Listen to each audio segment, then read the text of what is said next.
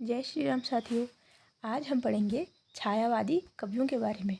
छायावादी कवि ये इनका भारतीय हमारे साहित्य में, हिंदी साहित्य में बहुत बड़ा योगदान है। छायावाद के प्रमुख 4 स्तंभ हैं। उनमें से एक जयशंकर प्रसाद, दूसरे निराला जी यानी कि सूर्यकांत त्रिपाठी निराला, तीसरे सुमित्रानंदन पंत और चौथी महादेवी वर्मा। तो इन चारों को क्या बोला जाता है? छायावाद के 4 स्तंभ। तो छायावाद के 4 स्तंभ कौन कौन से थे? जयशंकर प्रसाद, सूर्यकांत त्रिपाठी निराला, सुमित्रानंदन पंत और महादेवी वर्मा। और इन सबको अलग अलग नामों से जाना जाता है। जैसे जयशंकर प्रसाद, जिनके बारे में हम पहले फर्स्ट में पढ़ेंगे, इनको कहा जाता है छायावाद का ब्रह्मा कहा जाता है इनको, या छायावाद का प्रवर्तक भी कहते हैं जयशंकर प्रसाद को। उसके बाद निराला जी को सूर्यकांत त्रिपाठी निराला जी को कहते हैं छायावाद का महेश। और सुमित्रानंदन पंत जी को कहते हैं छायावाद के विष्णु किनको कहते हैं? विष्णु कहते हैं सुमित्रानंदन पंत जी को। और महादेवी वर्मा को बोलते हैं छायावाद की शक्ति या छायावाद की लक्ष्मी। छायावाद की शक्ति और लक्ष्मी किनको कहते हैं? महादेवी वर्मा। तो इनके बारे में हम अब विस्तार से पढ़ेंगे। चलिए शुरू करते हैं। सबसे पहले हम जयशंकर प्रसाद जी के बारे में जानेंगे। जयशंकर प्रसाद जी, इनका जन्म 30 जनवरी 1889 को वाराणसी में हुआ था। 30 जनवरी 1889 को वाराणसी में हुआ था। और छायावाद के प्रवर्तकों में छायावाद के जो भी कवि हैं 4 के 4, इनमें सबसे बड़े यही हैं जयशंकर प्रसाद, और इन्होंने छायावाद का प्रवर्तक माना जाता है। और इनका जन्म 1889 वाराणसी बोल दिया। और इनका निधन होता है 1937 को। 1937 में निधन हो जाता है 15 नवंबर 1937 को निधन, और 1889 को जन्म होता है। और निधन भी कहीं होता है, वाराणसी में ही होता है। सिर्फ 48 वर्ष की अवस्था में इनका निधन हो जाता है। और इनके उपनाम है बहुत सारे। इनको रसमय सिद्ध कहा जाता है, और इनको आधुनिक कविता के सुमेरु कहा जाता है। रसधर, रसमय सिद्ध, और कलाधर कहा जाता है इनको। कलाधर आधुनिक कविता के सुमेरु और रसमय सिद्ध, ये इनको कहा जाता है जयशंकर प्रसाद जी को। अब इनके बारे में थोड़ा इनका इतिहास जानेंगे। इनके प्रारंभिक शिक्षक थे जो, उनका नाम मोहनीलाल गुप्त था। किनके? जेपी यानी कि जयशंकर प्रसाद जी के जो शिक्षक थे, उनका नाम मोहनीलाल गुप्त था। और इनका विवाह हुआ 1909 में विद्यावासिनी देवी से।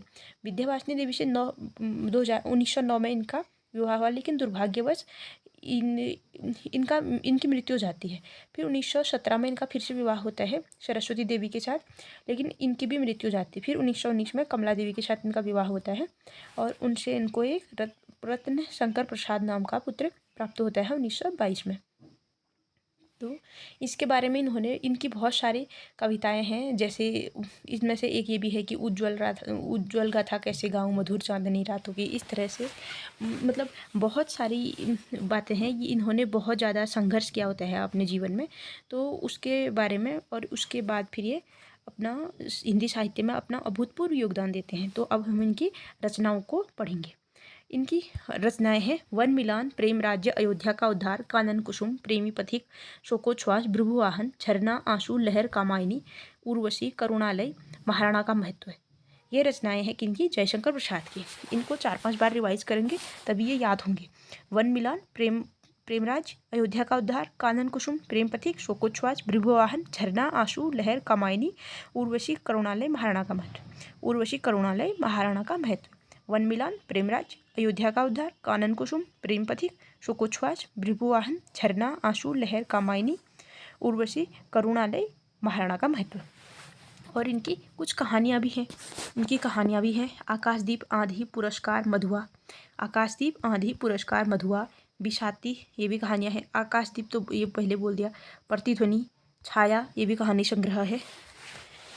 और ग्राम, इंद्रजाल, सुनहरा सांप, शालवती, गुंडा, देवव्रत, चूड़ी वाली नीरा, ये सब क्या है? जयशंकर प्रसाद जी के कहानियाँ हैं।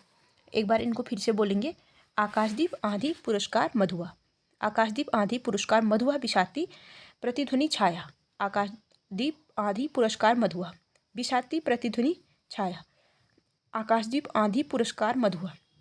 आकाशदीप आंधी पुरस्कार मधुआ बिसाती प्रतिध्वनि छाया, बिसाती प्रतिध्वनि छाया, आकाशदीप आंधी पुरस्कार मधुआ बिसाती प्रतिध्वनि छाया, ग्राम इंद्रजाल सुनहरा सांप शालवती गुंडा, ग्राम इंद्रजाल सुनहरा सांप शालवती गुंडा देवव्रत, शालवती गुंडा देवव्रत, चूड़ी वाली नीरा, चूड़ी वाली नीरा, ग्राम इंद्रजाल सुनहरा सांप शालवती गुंडा देवव्रत, चूड़ी वाली नीरा, आकाशदीप आंधी पुरस्कार, आकाशदीप आंधी पुरस्कार मधुआ बिसाती प्रतिध्वनि छाया, ग्राम इंद्रजाल सुनहरा सांप शालवती गुंडा देवव्रत, चूड़ी वाली नीरा।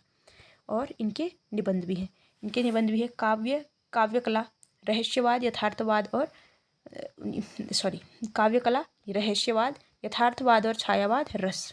ये इनके निबंध हैं, काव्यकला, रहस्यवाद, यथार्थवाद और छायावाद, रस, काव्यकला, रहस्यवाद, यथार्थवाद और छायावाद, रस। और इनके 3 उपन्यास है, प्रमुख उपन्यास, कंकाल, तितली, इरावती, कंकाल, तितली, इरावती। और इरावती था जो ये अधूरा रह गया था, इनकी मृत्यु हो जाती है उससे पहले। तो अब देखेंगे इनके उपनाम।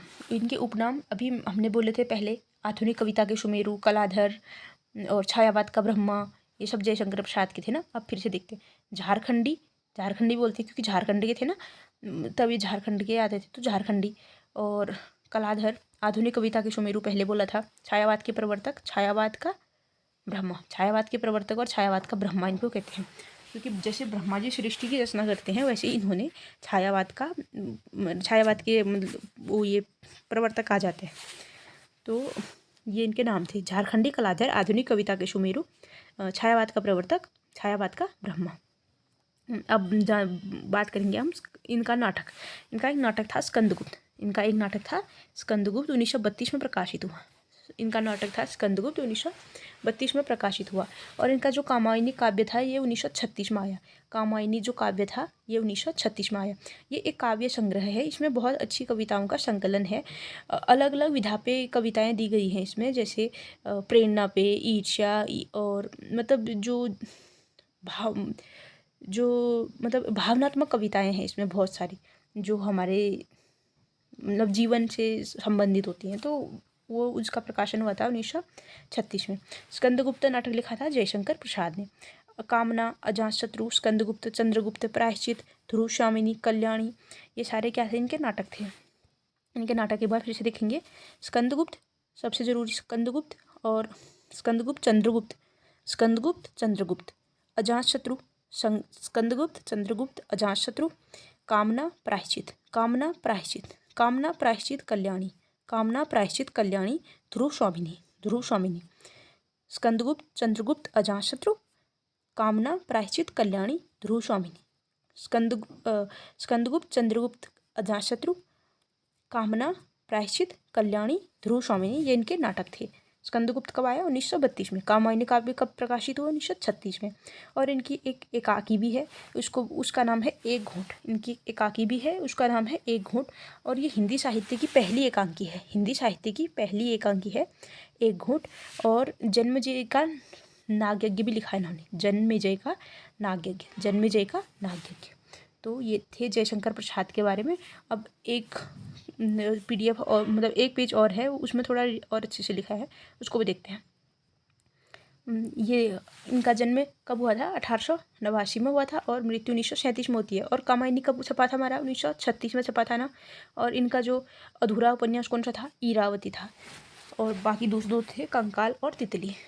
और जन्म काशी में हुआ था, अभी हमने हाँ जन्म वाराणसी बोला था ना, काशी वाराणसी। और निधन टीवी से हुआ कब हुआ, 1936 में हुआ।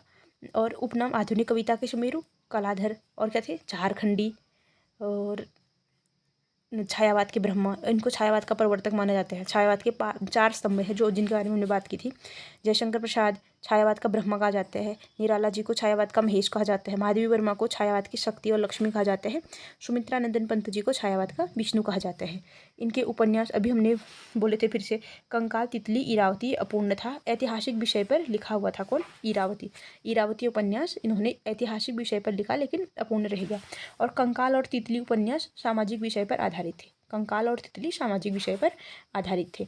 अब इनकी महत्वपूर्ण जो काव्य रचनाएं हैं उनके बारे में बात करेंगे। जो उर्वशी है जयशंकर प्रसाद की पहली काव्य रचना माना जाता है। उर्वशी को जयशंकर प्रसाद की पहली काव्य रचना माना जाता है। 1909 में लिखी इन्होंने, 1909 में लिखी जयशंकर प्रसाद ने। और वन मिलन कब लिखा?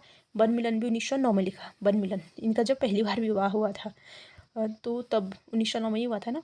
फिर 1917, 19 ऐसे करके, फिर 12 ऐसे करके हुआ था। तो हाँ, तो वन मिलन भी कब लिखी इन्होंने? उर्वशी भी 1909 में लिखी। और उर्वशी क्या थी? इनकी पहली काव्य रचना थी। और प्रेम राज्य इनकी ये भी 1909 में आई। प्रेम राज्य भी 1909 में आई। मुख्य पात्र कौन थे? मनु श्रद्धा ईड़ा क्या थे? प्रेम राज्य के मुख्य पात्र थे। कभी कभी एग्जाम्स में ये मुख्य पात्र भी पूछ देते हैं, तो कुछ अगर याद रहे तो अच्छी बात है। मनु श्रद्धा और ईड़ा क्या थे? इनके मुख्य पात्र थे। और फिर इनकी उसके बाद 1909 के बाद 1918 में आई झरना इसको क्या माना जाता है? छायावाद का पहला काव्य संग्रह माना जाता है। झरने को माना जाता है छायावाद का पहला काव्य संग्रह, झरने को। और छायावाद की प्रथम प्रयोगशाला भी कहते हैं किसको? झरने को। छायावाद की प्रथम प्रयोगशाला किसको कहते हैं? झरने को। तो झरना क्या था? छायावाद का पहला काव्य संग्रह था। कब आया? 1918 में। कामायनी ये बहुत प्रसिद्ध रचना है इनकी। इसको सुमित्रानंदन पंत जी ने हिंदी में ताजमहल के जैसा मानते हैं। सुमित्रानंदन पंत जी हैं जो कामायनी को हिंदी में ताजमहल के जैसा मानते हैं कामायनी को। अयोध्या का उद्धार, शोकोच्छ्वास, भृगुवाहन, कानन कुसुम, प्रेम पथिक, महाराणा का महत्व, आंसू लहर चित्राधार, और ये सारे इनकी क्या थी? कवि ये रचनाएं थी जयशंकर प्रसाद जी की। और जयशंकर प्रसाद जी के नाटक सज्जन प्रसाद का पहला नाटक 1910 में आया। जो ये सज्जन था इनका पहला नाटक 1910 में आया। और 1909 में क्या आया था इनका? उर्वशी, जो छायावाद काव्य की पहली रचना थी। वन मिलन भी कब आया? 1909 में। प्रेम राज्य ये भी 1909 में आया। झरना आया 1918 में। छायावाद का पहला काव्य संग्रह माना जाता है। कामायनी और झरना को ही छायावाद की पहली प्रयोगशाला भी मानते हैं। और बाकी के लिखे थे इन्होंने अयोध्या का उद्धार, शोकोच्छ्वास, भृगुवाहन, कानन कुसुम, प्रेम पथिक, महाराणा का महत्व, आंसू लहर, चित्राधार, ये सब इन्हीं के थे। अब नाटक देखेंगे। नाटक कब आया था? सज्जन 1910 में आया था, जयशंकर प्रसाद का पहला नाटक। और ये किस पे आधारित था? महाभारत पर आधारित था। जो सज्जन नाटक था इनका वो किस पे आधारित था? महाभारत पर। अब और दूसरा नाटक है अजातशत्रु। अभी हमने बोले थे अजातशत्रु, स्कंदगुप्त, चंद्रगुप्त, अजातशत्रु, अजातशत्रु ये को था। हाँ, फिर और ध्रुव स्वामिनी, कल्याणी, पश्चाताप, ये सब इनके वो नाटक थे। और प्रायश्चित, एक घूंट, एक कामना, विशाख, जन्मेजय का नाग्यज्ञ, राज्यश्री, ये सारे इनके नाटक हैं। और एक घूंट एकाकी है। एक घूंट क्या है? एकाकी है इनकी। एकाकी है और हिंदी साहित्य की पहली एकाकी माना जाता है एक घूंट को। स्कंदगुप्त, कल्याणी परिचय, ये करुणालय, प्रायश्चित, विशाख, कामना, जन्मेजय का नाग्यज्ञ, राज्यश्री, ये सब क्या है? इनके नाटक हैं। अब इनके कहानी संग्रह देखेंगे किनके? जयशंकर प्रसाद जी की। जयशंकर प्रसाद जी की कहानी संग्रह छाया, इनका छाया पहला, ये प्रसाद जी का पहला कहानी संग्रह है। छाया पहला कहानी संग्रह छाया। और दूसरा कहानी संग्रह आकाशदीप कौन सा? दूसरा। पहले छाया, दूसरा आकाशदीप दूसरा कहानी संग्रह। और आकाशदीप में जो हीरोइन थी उनका नाम था चंपा। ये आकाशदीप की जो नायिका है उनका नाम है चंपा। प्रतिध्वनि, आंधी, इंद्रजाल, ये भी इनके कहानी संग्रह हैं। ठीक है, चलो। और हिंदी की प्रथम अतुकांत रचना प्रेम पथिक, ये भी किसकी है? जयशंकर प्रसाद की। हिंदी की प्रथम अतुकांत रचना प्रेम पथिक। तुकांत और अतुकांत। तुकांत जैसे जल के बाद जल, पल, ये तुकांत है। तो मतलब उनका लास्ट शब्द एक जैसा होता है। मतलब जो उनके जो आखिरी शब्द होते हैं वो सुनने में जैसे सुनाई देते हैं, उनको तुकबंदी या तुकांत बोलते हैं। तो हिंदी की प्रथम अतुकांत रचना थी प्रेम पथिक। इसमें तुकबंदी नहीं की गई थी। और बाकी की जयशंकर प्रसाद की कहानियाँ नायिका मधुलिका, मतलब पुरस्कार, इसमें नायिका थी मधुलिका। पुरस्कार थी, इसमें नायिका थी मधुलिका। ग्राम, ये प्रसाद की पहली कहानी। आकाशदीप, इसमें नायिका कौन थी? चंपा थी। और आकाशदीप दूसरा कहानी संग्रह था ना। और गुंडा ये भी क्या है? कहानी संग्रह है। इसमें किरदार कौन है? नहनकू सिंह और घीशू किसमें है? गुंडा। और है ममता, आंधी, देवव्रत, शालवती, ममता आंधी, देवरस शालवंती, देवदासी प्रतिमा, प्रतिध्वनि, स्वर्ग के खंडर, पाप की पराजय, मधुआ, कला, पत्थर की पुकार, चूड़ी वाली नीरा, मीरा, सांप, सुनहरा सांप, विराम चिन्ह, वृत्त, भंग, छोटा जादूगर, खंडर की लिपि, उस पास का योगी, शालवती, प्रतिमा, और इनका एक निबंध संग्रह काव्य और कला। अभी और भी निबंध संग्रह थे जो हमने ऊपर देखे थे। तो ये था जयशंकर प्रसाद जी के बारे में। पूरे छायावाद को देखते हैं। अभी इसको जयशंकर प्रसाद जी की वीडियो पे एंड करते हैं।